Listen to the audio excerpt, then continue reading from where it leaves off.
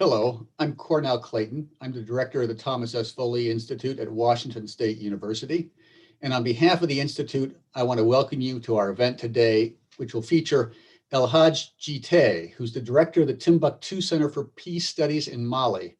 He'll be in a conversation with WSU's own Peter Chilson about African perspectives on democracy. Before I turn the time over to Dr. Chilson to begin today's event, let me remind you that we have another full schedule of exciting speakers this semester at the Foley Institute, including a distinguished lecture series that focuses on the current crisis in American constitutional democracy.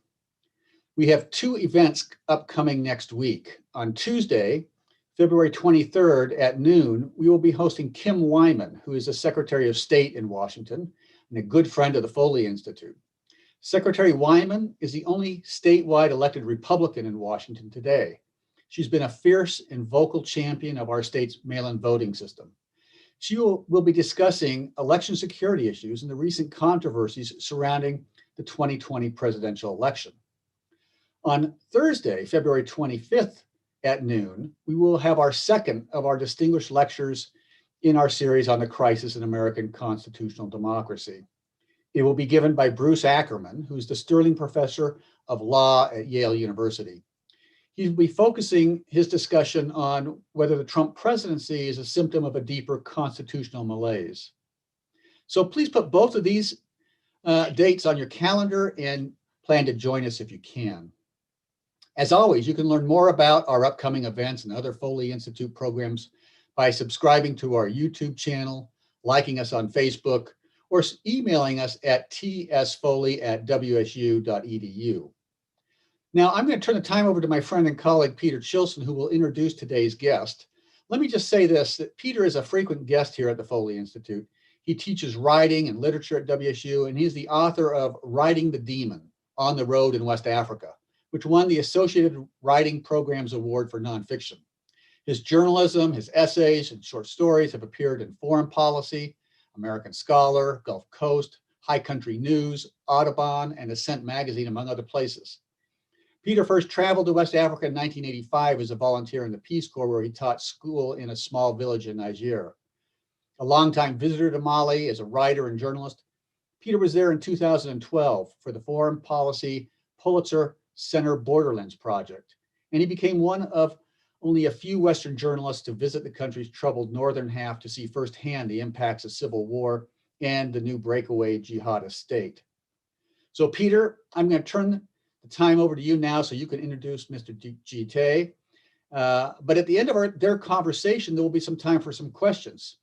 So if you have questions, send those to us at tsfoley@wsu.edu. Again, that's tsfoley as in Tom S. Foley @wsu.edu. So Peter, take it away. Thank you, Clayton. I'd like to thank you and the Foley Institute, as well as Richard Elger for all the work you've done behind the scenes to make this happen, as well as Karen Weatherman of the Common Reading Program for helping sponsor today's events. I also want to thank Hadj Djitteye, who joins us today from his home in Bamako, the capital city of Mali. Hadj was born in Timbuktu in northern Mali in 1986. During a time of peace, as a young man, he survived the 2012 jihadist occupation of Timbuktu at the dawn of Mali's civil war.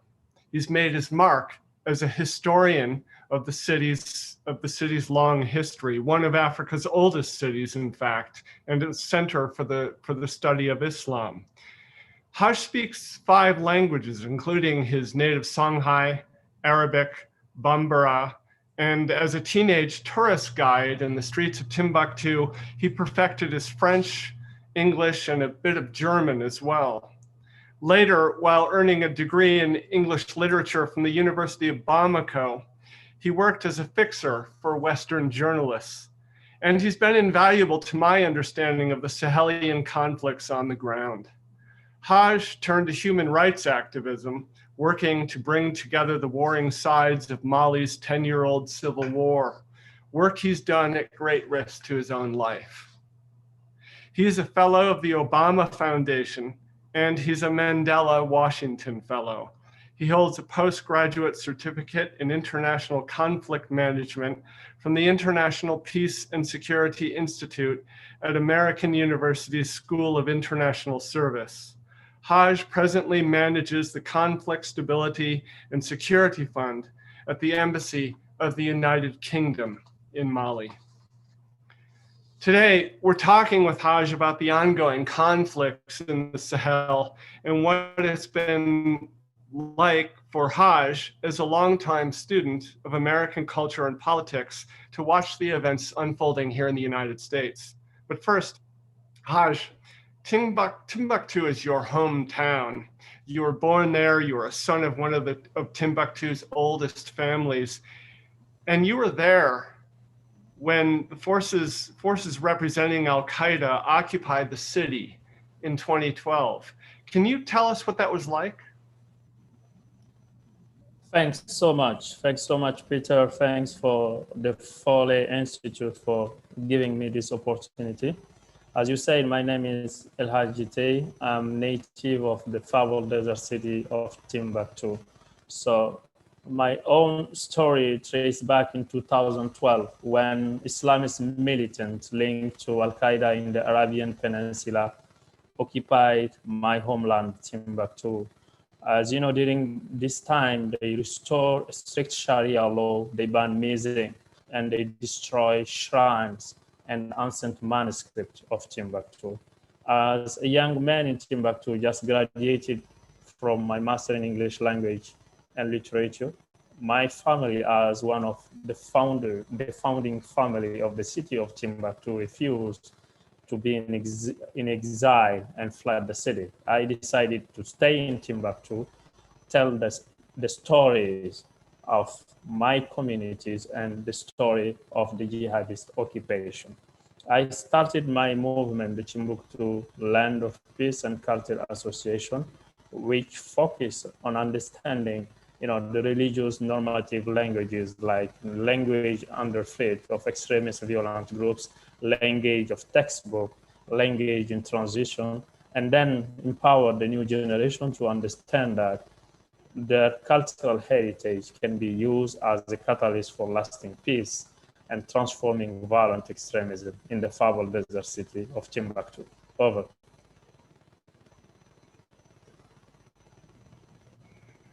Thank you for that. And I might like to get back to some of your experiences there during that year. It must have been a very difficult year.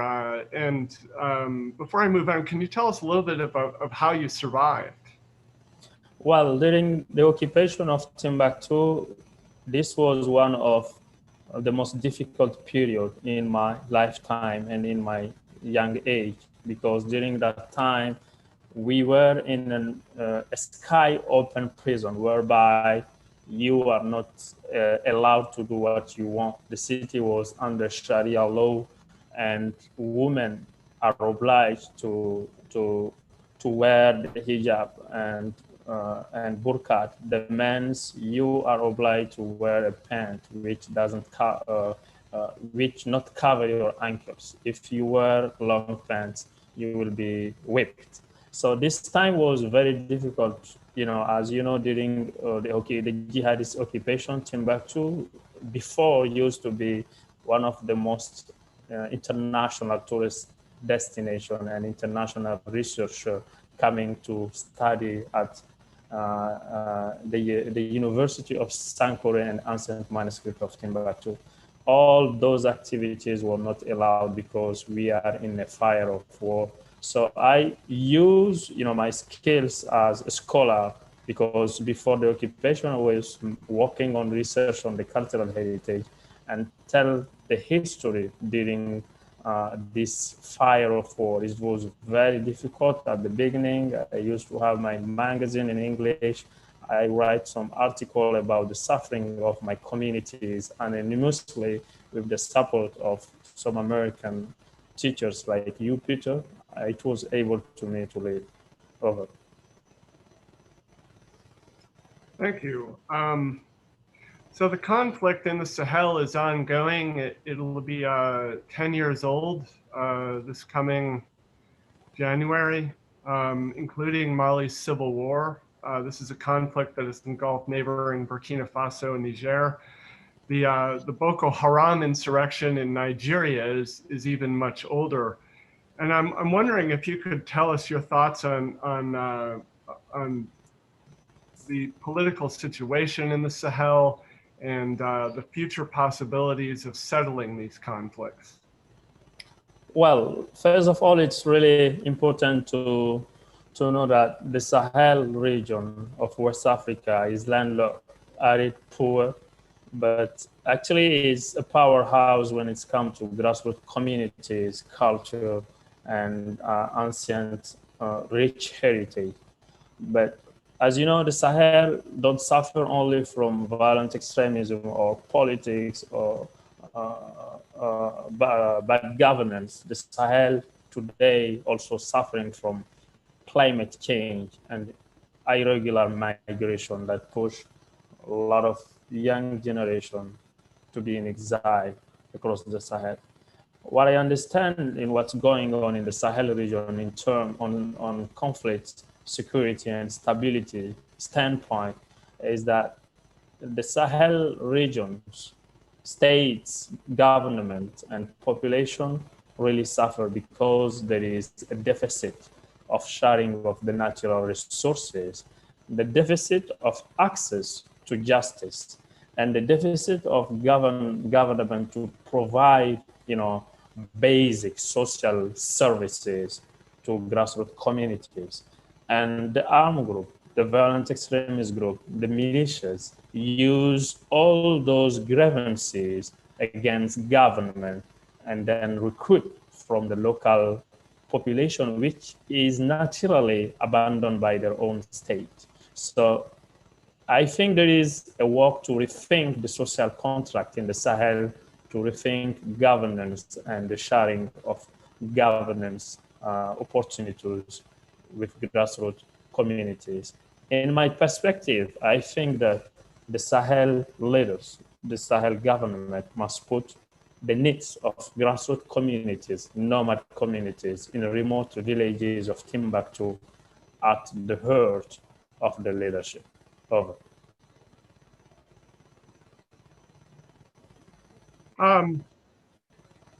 If we have time, I'd like to come back to that also, but I'd also like to talk to you about the events ongoing in the United States. You're a longtime student of American history. You've read the biographies of and the work of Thomas Jefferson, for example. We've talked about Thomas Jefferson, you and I. And I was wondering if you could also talk to us, give us your perspective on the events now unfolding in the United States. Have they really been a surprise to you? One thing you told me the other day, for example, you said that the United States is now facing what could be a real great opportunity to strengthen its democracy and the whole notion of democracy. Can you talk more about that? Thanks so much, Peter. First of all, I would like just to raise this. I am this young African leader generation who was fortunate to be supported by the State Department programs, offered by Obama Foundation. I was among the 2017 Young African Leaders Program. During this program, they taught us about the greatness of America. They taught us how American democracy is rich and how American Constitution and democracy play a huge role in America.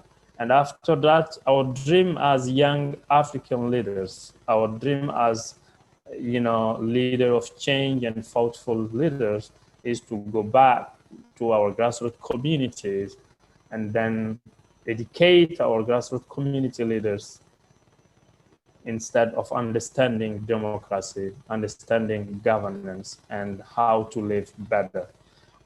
To come back to what's happening lately in American constitutional democracy, as a scholar of American democracy, I was really shocked.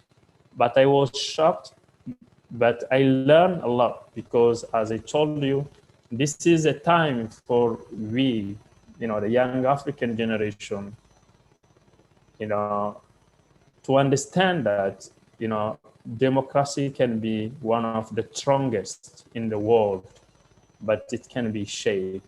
It all depends on how communities perceive democracy and how democracy is shaped within the citizen. And this is an important time for the Americans to use this time to rethink the democracy, to rethink modern age voting system, and to rethink my generation, which are digital generation, which are influenced by a lot of information, to rethink how we can access to quality information about democracy. I think this is, an important time also to empower a generation in civic engagement, since early the age, to understand how it's really important to understand the American Constitution. As you said, I read a lot about great American leaders' biography, like The Art of Power of Thomas Jefferson. I understand one thing in democracy, it's all about the enlightenment of people, the respect of the American Constitution, and the respect for the amendments. And I think my generation is really, really, really impressed by how the founding fathers built the American Constitution. I remember during my summer visit in US with my mentor, Claire Ragan, at Staten Island, near a bridge which played an important role during the Second World War. I think she explained me that this was where the boat was parked. And then in 4th of July, as African young leaders, we were all sitting, reading each part of the Constitution. That day, I have tears in my eyes because I asked them, how can, human beings think about, I can say a perfect Constitution, but in my age, I can say it was really something great I never read in my life. Over. Thank you. I find your words very inspiring. But you said that our Constitution is not perfect. And in fact, as a country, we are, in the United States, we are facing many of our imperfections at the moment. And Thomas Jefferson, a hero of our culture, yes, but also a flawed man, a flawed hero. He was a slave owner, and part of that process by which some imperfections were introduced into our Constitution. I was wondering if you could give us a little bit of a perspective on that as well, the imperfections of our system. Well, I think each system is not perfect at all, but there is a lot to do on how to adapt, the American Constitution to contemporary Constitution, and how to rethink the Constitution and put, the Americans in the heart of that Constitution. I think that's all about democracy, freedom of speech, freedom of associating, and freedom of having an opinion, and freedom to give to a new generation a path to understand what founding fathers have done in the past and what change they can make to make it more better and add value for the next coming generation. Thank you. I'd like to get back to that whole issue of working for democracy, of developing democracy. And you are a young man, I think you're 36 years old, correct? 34 now. 34. Oh my gosh, I'm sorry for adding years to your life. So you've taken some real risks yourself in the field in Mali in the name of democracy, particularly as a conflict negotiator. One of the ongoing conflicts in Mali has to do with settling conflicts between nomadic herders and sedentary farmers who are very often in conflict over land resources. And one of your projects has been to negotiate settlements between these groups, and this is also linked to Mali's civil war. So I was wondering, you risked your life to go into the field to connect with these groups. That's no small feat. What motivates you to do that kind of work? Well, honestly, as you know, I was born in, I can't say Timbuktu is a small city, but in terms of Mali, capital Southern region, Timbuktu is one of, the oldest city in Mali. And we are grassroots communities. And I was fortunate to study up to master's degree and understand democracy, governance, and how to be community activists, human rights activists, and then be the voice of the non-voiceless of these communities in nomad communities in Mali.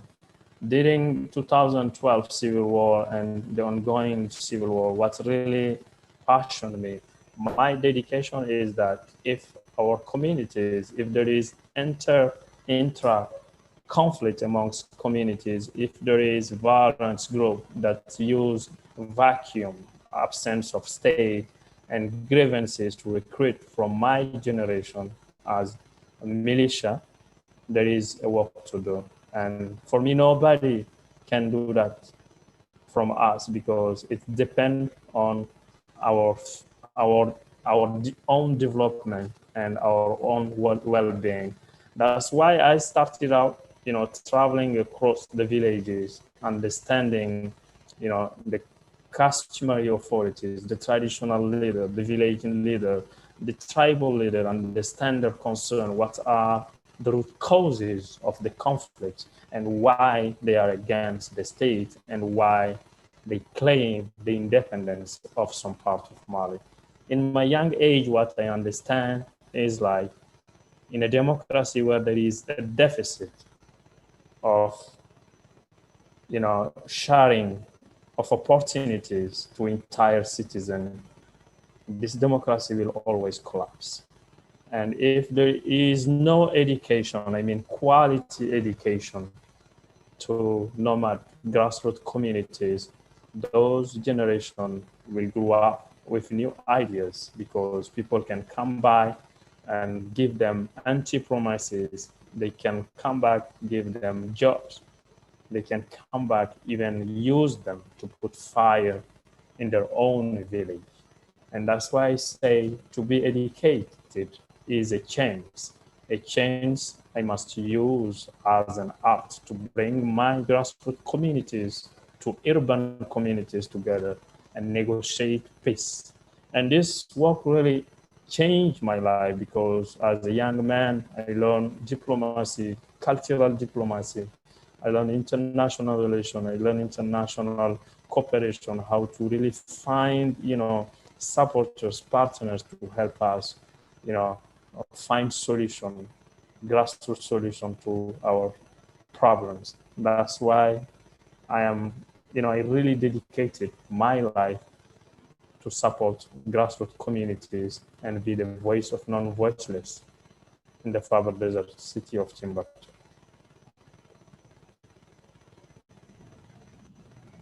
I take a lot from your comments on the importance of education in terms of building relationships. That's very much an issue that we're also confronting here in the United States.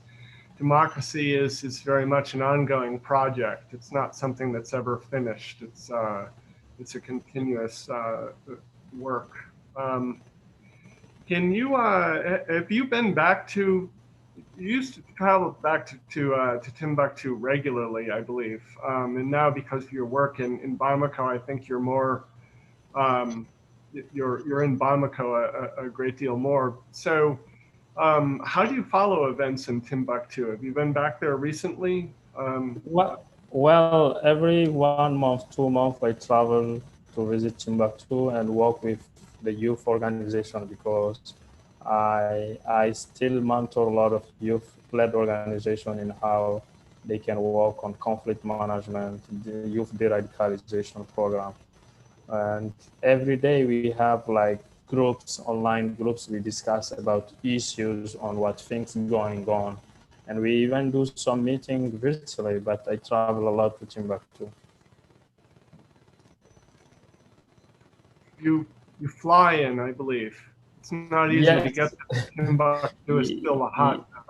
Yeah, honestly, actually, to travel to Timbuktu is not an easy thing because all the way to from Bamako to Timbuktu there is armed groups, so it's very dangerous to travel by road. So I use the United Nations flight to travel.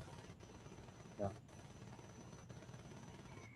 The city very much lives up to its name, at least in our cultural understanding, is a very remote place, but it's also a very important place. I first visited there in 1986, and there were no armed groups, but it was a tough journey.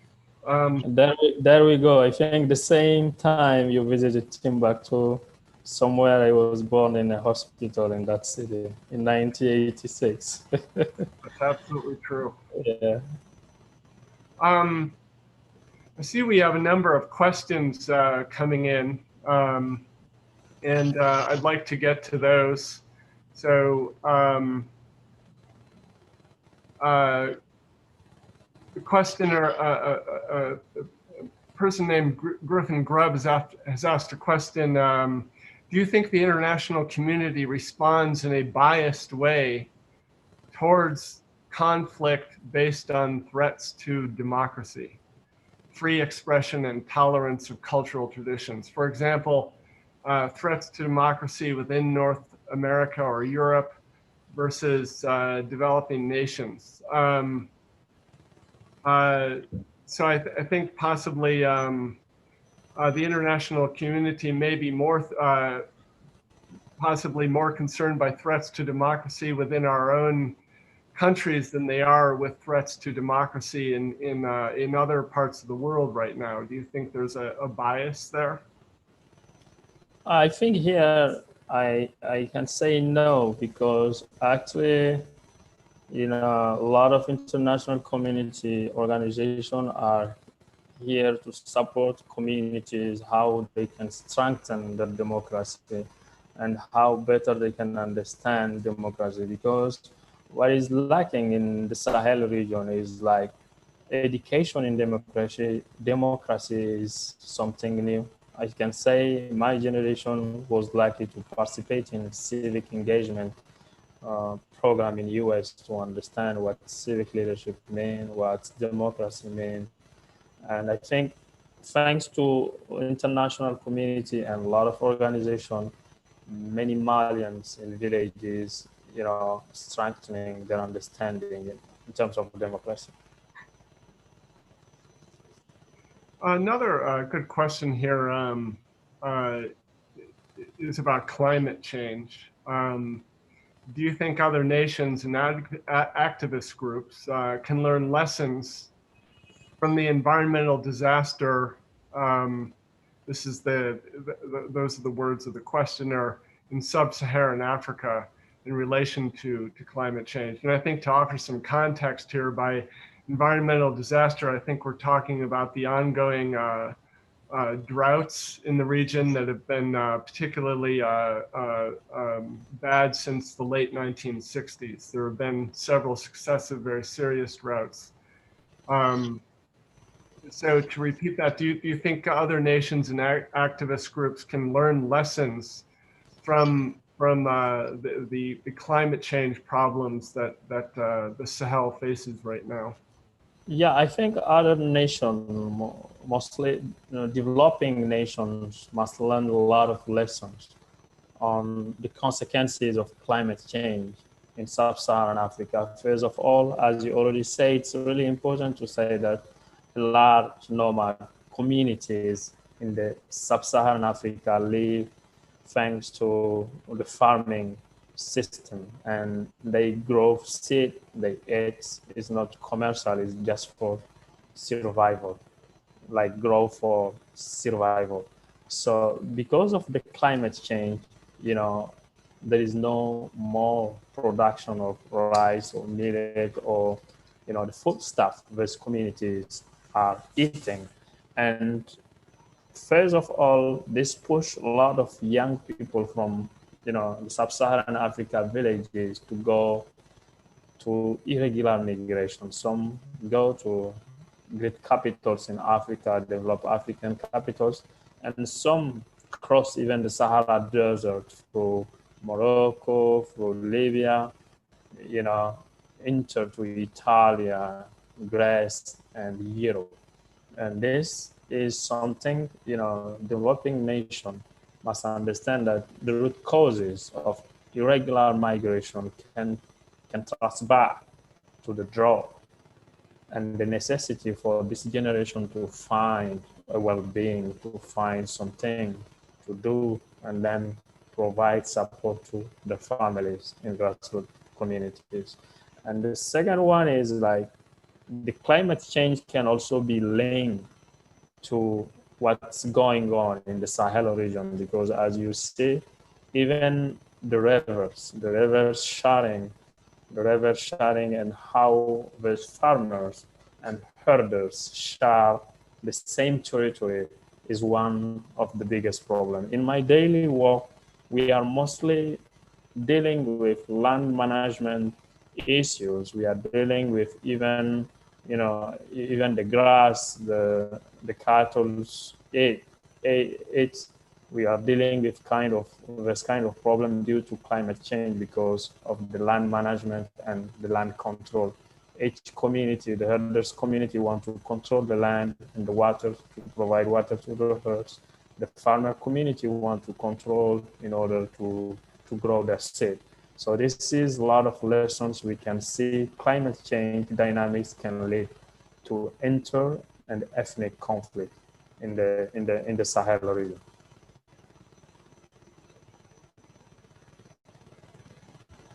You make a very good point. I think it needs to be said that the international refugee crisis in the world is the largest refugee crisis since the end of World War II, now involving, I believe, some 80 million people, including millions who have been involved in forced migration, fleeing from sub-Saharan Africa over the Sahara Desert, and then across the Mediterranean Sea. That has to be looked at in terms of climate change, and some of the human conflicts and the wars that are involved there are directly connected to climate change. Another question from Connor Simmons. Has someone he asked you that as someone who has lost your freedom during the extremist occupation of 2012, what do you think America needs to know about the fragile state of freedom, of democracy?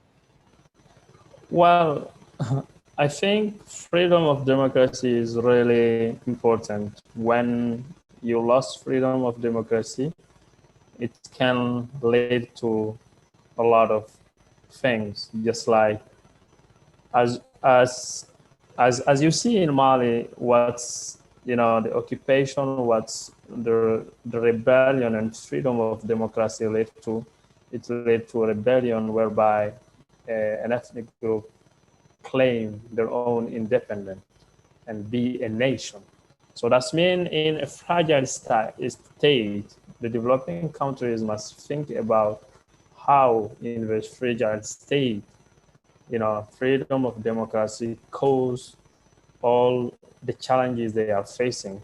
In the same time, even in developing countries, if there is, lack of freedom of democracy, it can lead to something that can damage the entire democracy. Related to that, the same questioner asks. He reminds us that you stated that if people don't have access to opportunities and education, that a society is in danger of collapsing. And so he asks, with growing wealth inequality, which is something that we're dealing with here in the United States, and fewer opportunities for the average person to succeed, do you believe this trend that this trend will potentially contribute to the collapse of governments, not just the United States, but in Africa as well? Well, if there is, a deficit of democracy, if there is a deficit of freedom of expression, if there is a deficit of sharing opportunities within the citizen in the same nation, not only in Africa, in sub-Saharan Africa, across the world, this can lead to another things, and the entire nation can be collapsed. Because if you provide basic services to communities, if you provide quality education, if you share the opportunity equally, if human rights are respected, the community will think about how to strengthen their well-being and how they contribute to the freedom of democracy and strengthen their democracy. So if this is lacking, it's the collapse. And what we are seeing in Africa is, like, for me as a scholar, a researcher, this is what I explained you the last time. What's happening in America is, like, for us, the scholar, is really important because we understand how even the great democracy can be shaped if the democracy is not sharp the way it must be sharp, if there is no sharing of opportunities, if the human rights are not respected, people can change, even though they are educated, even though they are, I can't use the word civilized, even though they are educated. Thank you, Hadj. A representative of the Tandana Foundation is online listening to us today, and this person asks, can you comment on the situation in Mopti in central Mali, which is where some of the Mali's conflict is most intense at the moment in central Mali, in the Mopti region? Can you comment on the situation in Mopti, particularly with regard to the Dogon Fulani conflicts? What prospects do you see for peace in central Mali? And just for context, I'd like to tell our listeners that the Dogon Fulani conflict has a lot to do with the conflict between sedentary farmers, the Dogon people, and the Fulani, who are nomadic herders, which is an area of specialty for you. Yeah, thanks honestly for this really important question. It's really important to understand that I know, the central Mali since my early age. At 18, 19 years, I was traveling across the Dogon country with international visitor, historian, researcher to understand the culture of the Fulani people, the Dogon people, the farmers, the Songoi, the Bozo, on the bank of the Niger River. At that time, it is just a story I will tell you. Those communities were really living happily. Why? Because those are communities whereby there used to be a joking relationship, whereby me, a Songoi from Timbuktu, if I visit, a Dogon village, once they arrive, they start to cook for me. They provide me food. They give me place to sleep because of the joking relationship. And we cannot be in a conflict. And the same joking relationship exists between the Dogon people, the Fulani, and the Bozo, and all the community living in the bank of the Niger River. I know, Peter, you travel to all these places. You understand what I'm explaining. And now coming back to contemporary, conflicts, violent extremism, malicious development in central Mali. This is all about what we have been saying: democracy, governance, and those inter conflict was led to bad governance, the sharing of natural resources, I mean here the land. The land, local land governance was not, fair. It was unfair. It was unjust, and those communities from generation to generation used to farm in a place. One day someone will come with power, and then they took the lands from them, and that push the children, the youth of these ethnic groups to join violent groups or to join armed groups or to create a militia in order to defend their land and defend their community. That's why they say community militia. But it's really important to know also that those Fulani, those Donso, they share the same territory 100 years before today. They used to live without any form of formal justice together peacefully. They have their own traditional mechanism to provide justice to each other and then to find a common ground. Why now we are here? We are here because of the lack of understandings of the rights, the way they are abusing the rights, the way that the land management, access to land and access to justice become a problem, and that push those communities to change. If you are in a governance system, a democracy system whereby you don't have rights, you don't have access, even your own lands, they took it from you, it can lead to violence. So this is how we can understand what is going on in Central Mali. So in order to come to a peaceful solution, to bring all those communities, Fulani, Donso, the farmers, the herders, all together to live in a peaceful state, it's really important to work on the root causes of the problem, the structural causes of the conflict, whereby sitting with all the communities, discussing about the differences, the land management, how they must share the lands, how they must all use the land for the benefit of their generation and the next generation coming to them. And then strengthen governance, strengthen democracy, and strengthen the access to justice to those communities and access to governance. So this is where discussion can lead us on top on how a democracy can be fair, and it can lead to even a coup. It can be lead, like we see in the Central Mali, the Dogon country is occupied by a militia. It was intra conflict. Actually, it's changed to violent extremism, whereby the weak join the strong to be more strong and defend their communities. And this is how I understand. But I think this is an important question. If he is really interesting, you can share my email. We can have another call, a conversation, because I'm really passionate. Because young age, I traveled to those communities as a scholar. My dream was to write stories about, the rich cultural heritage of those grassroots communities hidden in some part in Mali. Over.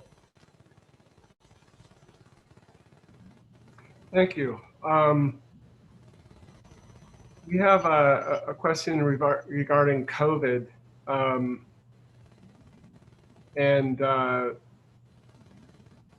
The question is, do you think the effects of COVID have been felt disproportionately in the Sahel? How will that affect the ongoing crisis of violence in the region? I just want to add some context here. I think COVID has been disproportionately felt more in the United States than in many other parts of the world. Statistically, in many parts of Africa, COVID, it's hard to measure, but COVID appears to have not had a not as serious an impact as it has here in the United States and in parts of Europe also. But do you want to address that question of the impacts of COVID in the Sahel region and how that impacts the ongoing conflicts? Well, I can say in the Sahel region, like if you compare to Western Europe, Northern Europe, America, Asia, here, I think the Sahel region is doing very well in terms of COVID. There is no much cases. And I think this time it's really, in terms of the Sahel region, it's amplify, the crisis in the Sahel, whereby, as you know, there is a lot of forces, Malian forces, regional forces, because of the restriction of COVID. There is a lot of places they are not able to go for patrol. And then there's push, the armed groups to settle to new areas, the violence groups to reach more communities and to recruit from more communities.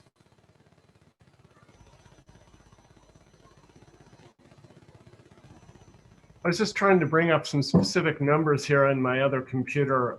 Maybe I can do that a little bit later, but I believe the overall numbers for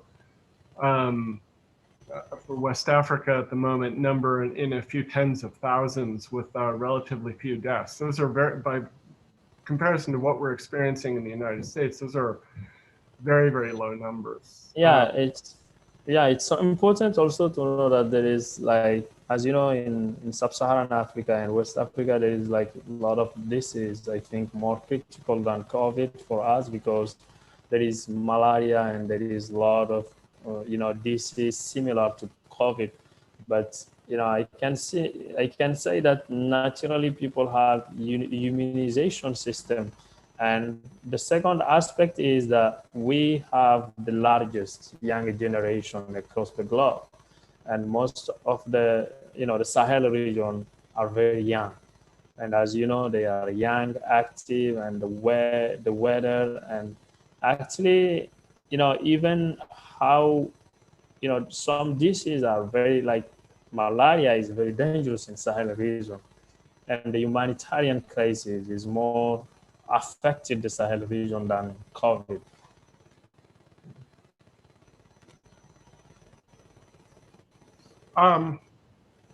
Thank you. I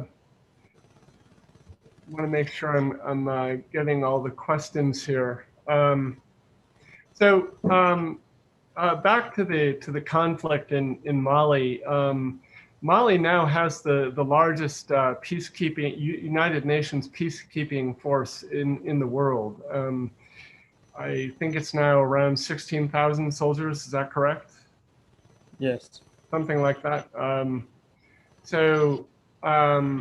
And it's also got a French presence on the ground. And I was wondering if you could talk a little bit about the role of France in terms of dealing with the conflict in the Sahel. France being the former colonial power. Well, they play a role in stabilizing in the Sahel. As you know, before the French-led forces, liberation of northern region of Mali, I can say that the conflict can extend up to the southern region of Mali. And actually, the work they are doing against fighting against terrorism in the Sahel is really crucial work, because when you see how in Timbuktu, in Gao, in central Mali, in the area of the three border area, the Liptako-Gourma area, Mali, Niger, and Burkina Faso, I conduct many research in that area. And you understand that, in the Sahel, the government don't have like the capabilities, military capabilities to face the threats. And you understand that it's a vast territory and people can do everything they want. So this support with the French forces really help to reduce the violence. But the paradox here is, like, in the Sahel region, communities really understand the role and the work they are doing, because when you are in Bamako, you are not in the three border area, you can't understand how, the Sahel communities are affected by those groups. Over.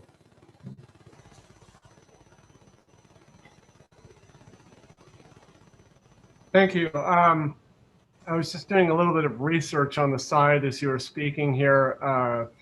Mali, with a population of, I believe, a little over 20 million people, has between 8,000 and 9,000 recorded COVID cases. That's a remarkable number coming from that we see coming from the United States. So I wanted to, as we're getting into the closing minutes here, there are a couple of other questions I wanted to get to, just in terms of talking a little bit about your world growing up in Timbuktu. You were a tourist guide as a young person, as a teenager, and you were exposed to a lot of Westerners, and that you saw the transition from Timbuktu as a relatively neglected, but very historically neglected on the world in terms of the eyes of the world, but still a very historically important place, into a city that became a United Nations World Heritage Site. It really became one of the most popular tourist sites in all of Africa, and you witnessed that, and you witnessed this influx of Westerners into the streets. And I'm wondering, as a young person encountering these young travelers from Europe and the United States, what was your perception of them? Were you annoyed? Were you that's a loaded question. I shouldn't have said that, but well, I think I'm very happy to hear that question, because it traces back to my own education. I think if a lot of people across the world listening me speaking, I always say to people that my first education was the winding streets of Timbuktu, because I was lucky early age to walk in the street, walking with tourists, discussing with them. I was really happy to see them, because if you live in some place where most of the people think that it's the end of the world, and for you it's like the beginning of the world where brilliant future is possible. That's why I following my paths. So it was like an opportunity for me to learn about European, American, Asian, we can say the 5 continents cultural heritage, and to be proud of young age to explain the history of my ancestors, and to be proud of who I am. And most of people knows me from the standpoint that I was really, since young age, a diplomat on how to share not only Timbuktu cultural heritage, but the cultural heritage of Mali. And I learned a lot with international visitors, because most of them gave me what you see behind books. And I read a lot since my young age. I read a lot about American culture, American democracy. And I was really passionate about visiting Americans, staying in the Capitol Hill, visiting the US Department, and visiting the American institution, government, and then understand deeply the great culture of America. So this is like a success stories, because being in the front line with international visitors really opened my eyes, educate me, and they were, like I can say, they were my school, because they provided me all the books I read in my young age. And even today I receive a lot of box of books from the US about American culture, international relation. And it's a life changing for me to be born and raised in the winding streets, and dream about traveling, giving conferences, meeting people, discuss about grassroots communities, livelihood, discuss, negotiate peace, negotiate partnership to people to come help for peace. I think I'm just living my dream. I'm so happy.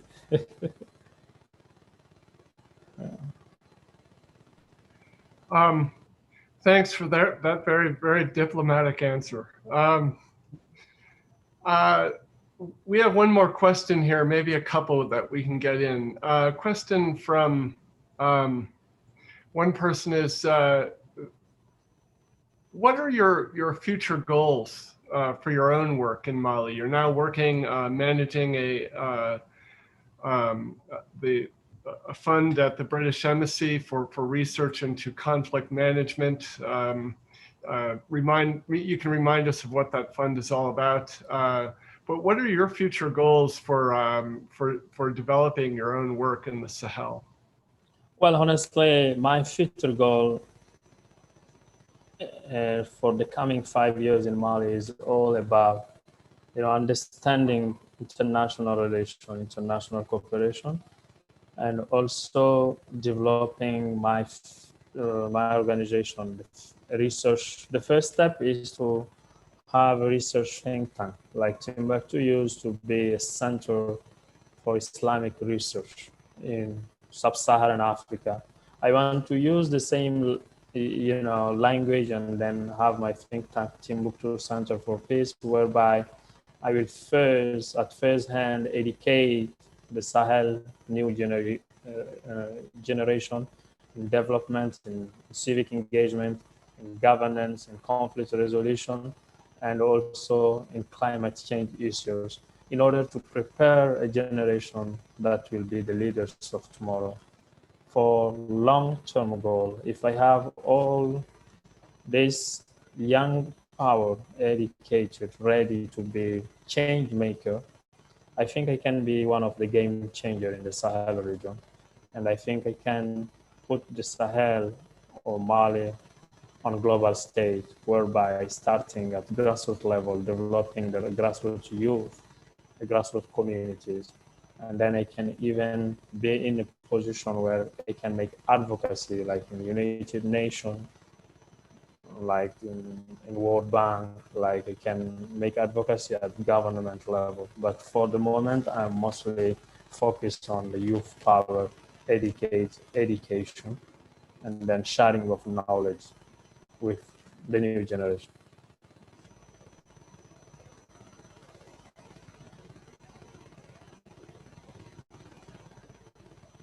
Thanks for that. I keep having to remind myself to turn off my mute. Okay, we've got a couple of minutes, but maybe just one more question here. This just came in on my cell phone regarding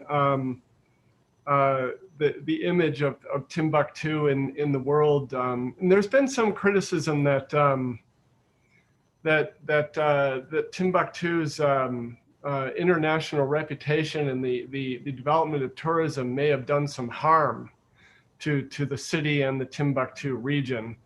And I'm wondering if you could talk a little bit about how Timbuktu has been romanticized in the international mind. Has it been over romanticized, or maybe all this publicity has helped? Can you just come in on the question? So has Timbuktu been how has Timbuktu either been harmed or how has it benefited from all the international publicity about the city? Well, honestly, I can say positively. Why? Because it was not harmed by international visitors or international influence in the city, but during my young age, most of the international visitor visiting Timbuktu, when they go back to their countries, they provide books to schools in Timbuktu. Some even build schools in nomad villages. I was working with an American called Barry Hafner. He ran an NGO caravan to class. He visited Timbuktu in 2010. And from 2010 to today, he built more than 10 schools in surrounding villages of Timbuktu. And where he built those schools, even the government have no schools.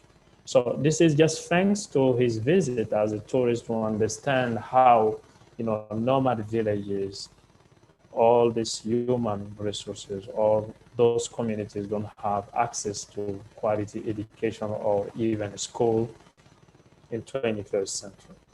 So I can say this is one of the success story, and I see a lot of international development program getting funds in the name of Timbuktu to give to civil society organization in Timbuktu, thanks to the report of the positive comment of tourists that visit the city and then report to their country or their organization that I visited a village in 15 kilometers of Timbuktu.